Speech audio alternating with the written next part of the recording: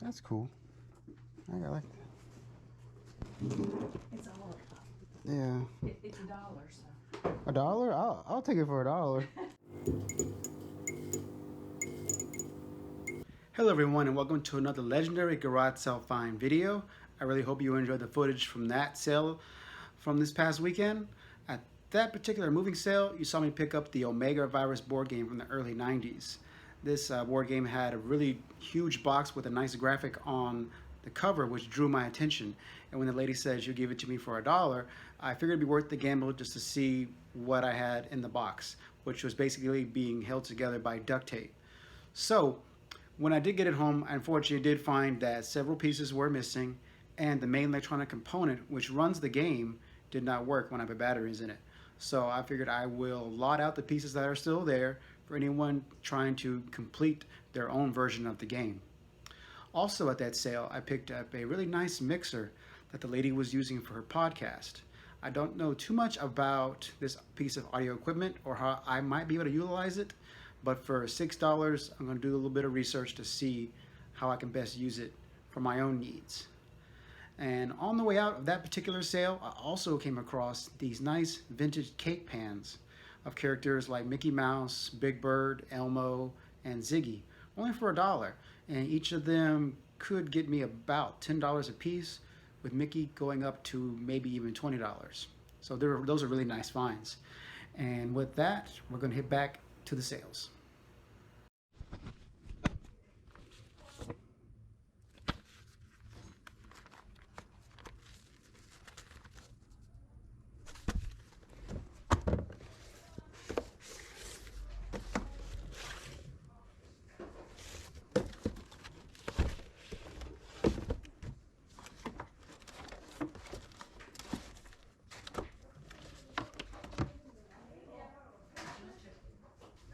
Okay, so in that footage, you saw me pick up several comic books at another moving sale. Just a few copies of Sonic the Hedgehog that I thought my son would like. So the biggest takeaway from that particular sale, though, was I met an interesting comic contact. The man who was putting on this sale was telling me he had just moved his comic collection from the house to his new house, and he was thinking about selling me, or actually having me look at a long box of comic books he was thinking about selling. And he said there might be some issues I might be interested in. So sometimes if you do not find what you're particularly looking for at a sale, there might be something great that can still come out of it, like making a new contact for either comic books or video games or anything else you might be interested in finding. So I messaged the guy like after the sale and told him I'd be interested in any pictures he can send me of the comic books he's willing to sell. So more on that later, and it might be featured in another video. So next, we're going to hit up the highlight of this weekend with this great estate sale I went to. Let's take a look. Thank God. Let the people out here be hot. God help us. Right there. Comic books. I'm coming. Oh, in the front, maybe? In the front. I didn't see them. The living front living room. Oh, front living room. Yes, Okay. sir. Album's front living room. Here, here. Good morning. Can I help y'all? Comic books are I found them. right there, sir. Yep. Let's see what we got. Ooh, that's a lot.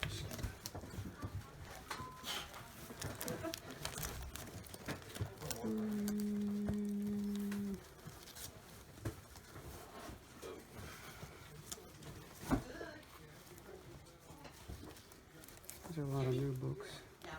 Okay, everybody, so that sale was the highlight of the weekend. I learned about the sale a few days before it happened, and it was being advertised as being full of collectibles, whether it be trading cards, comic books, which drew my attention, vintage toys, rock band memorabilia from like the Beatles and Led Zeppelin, and just about everything else you can name, records. It was all there, and with that, all the collectors for all those particular items came out. I was fortunate enough to be, I think, the fourth in line, And of course, as you can probably guess from those who go to estate sales, it became a really big mad rush once the doors opened.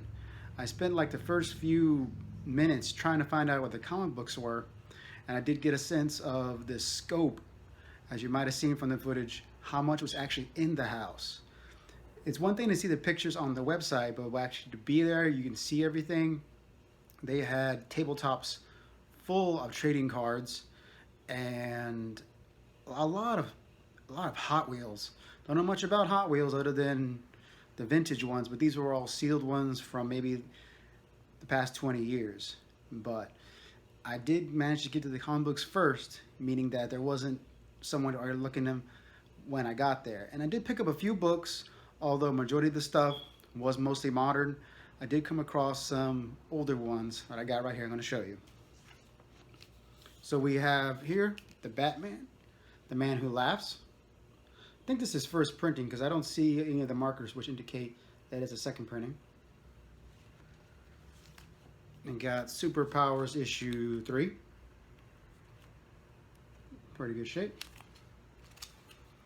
We have Green Lantern co-starring Green Arrow. And this is issue 91. And we have Mark Spector, Moon Knight, issue 1. I'm going to add this to my collection of Moon Knight issue 1s. Pretty nice. So apart from the comic books, there was, of course, the vintage toys. Now, I don't know much beyond the particular niches that I do know of the toy lines, like G.I. Joe, Transformers, Ninja Turtles. But there was quite a big selection of superhero stuff. Mostly DC, and they were just being picked up like crazy. So I just looked around for anything I might recognize that I could tell was pretty vintage. And I came across a bin full of little figures in plastic. And I was looking through it, and I noticed several of the characters I recognized. I couldn't quite put a name to the line until I left and I realized those were superpowers. So I didn't see, like, you know, Superman, Batman, or Rob, anything like that, with a Flash or Green Arrow in the box. But I did come across 2 that I did recognize. And I picked them up. Here we have Dr.Fate. Pretty good shape because they still got their capes in there. And probably the best find of the weekend, we have this Shazam superpowers. And yes, I have taken him out of the little bag and tried out his little punch, and it does work. But these are taken really good care of. From far I can tell, there's no real tears or stains on any of the capes. So these are really, really good finds, considering they go for quite a little bit online. Now, I have been reached out by another collector to pick this one up for his son, so we're going to see if this one can find a good home. And next up, this was tucked away on a shelf, so I think it was missed by the other toy guys who were just kind of grabbing everything else.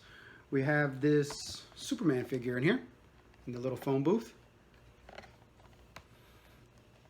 I'm still trying to find the exact name of this toy, but I think it's the Target exclusive Secret Identity Superman, because he comes with a change of clothes, and you can complete with little glasses. That goes over his Superman suit. He's, of course, in a style very similar to the that Amigo line, but kind of modernized. You can tell from the molding of the face. Not the older style, but still like the classic Superman costume. And I'm still looking for exact comps on this guy, but considering I only paid very little for him, just a little over $10, he was all there. Nothing really wrong with the suit or the costume or even the cardboard case. I figured that'd be a good deal, and once I do my research, I can see how much he's actually going for online. So it was still a great estate sale, and every once in a while you come across great sales like that where the house is just packed with everything you could possibly be looking for, But what I've learned though is I have to branch out a little more on the toy lines that I'm looking for, because I know there was a lot of vintage stuff out there the other guys are grabbing, which might have fetched a nice price if I had grabbed them first and put them in my bag. I just don't know at that particular time if it's something worth the price. Because you notice in some estate sales, one thing they might label for $5, another item they might label for $50.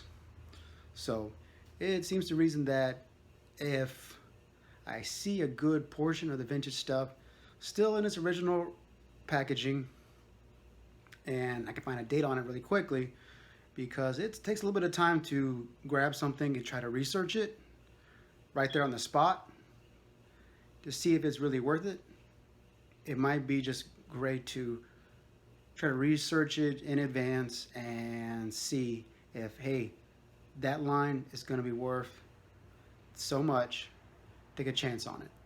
Because at the time I picked up those superpowers, I wasn't entirely sure if I paid a good price, but the gamble paid off. And hopefully everything else I picked up, I find a new home for, will have also equal amount of profit. And that's one of the main reasons why reselling can be really fun, trying to get things into a collector's hands and meeting nice comic book people. It's just the reason why I go out and do this thing. So there you have it, guys. I hope you enjoyed this footage, and if you liked it, please give it a thumbs up, leave a comment, and subscribe to help me grow the channel. Until next time, thanks for watching.